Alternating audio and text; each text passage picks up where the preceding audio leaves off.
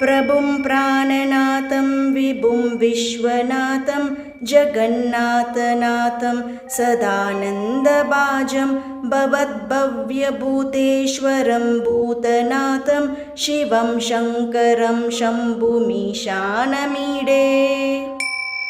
गले रुण्डमालं तनौ सर्पजालं महाकालकालं गणेशादिपालं जटाजूटगङ्गोदरङ्गैर्विशालं शिवं शङ्करं शम्भुमीशानमीडे मुदामाकरं मण्डनं मण्डयन्तं महामण्डलं भस्मभूषाधरं तम् अनादिम्यपारं महामोहमारं शिवं शङ्करं शम्भुमीशानमीडे वटादोनिवासं महाटाटहासं महापापनाशं सदा सुप्रकाशं गिरीशं गणेशं सुरेशं महेशं शिवं शङ्करं शम्भुमीशानमीडे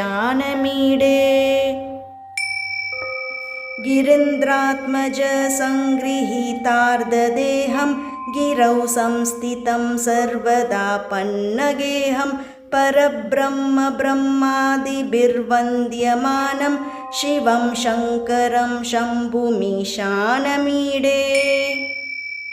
कपालं त्रिशूलं कराभ्यां ददानं पदाम्बोजनं रायकामं ददानं बलिवर्धयानं सुराणां प्रदानं शिवं शङ्करं शम्भुमीशानमीडे शरच्चन्द्रगात्रं गणानन्दपात्रं त्रिनेत्रं पवित्रं धनेशस्य मित्रम् अपर्णाकलत्रं सदा सच्चरित्रं शिवं शङ्करं शम्भुमीशानमीडे हरं सर्पहारं चिताभूविहारं भवं वेदसारं सदा निर्विकारं श्मशाने वसन्तं मनोजं दहन्तं शिवं शङ्करं शम्भुमीशानमीडे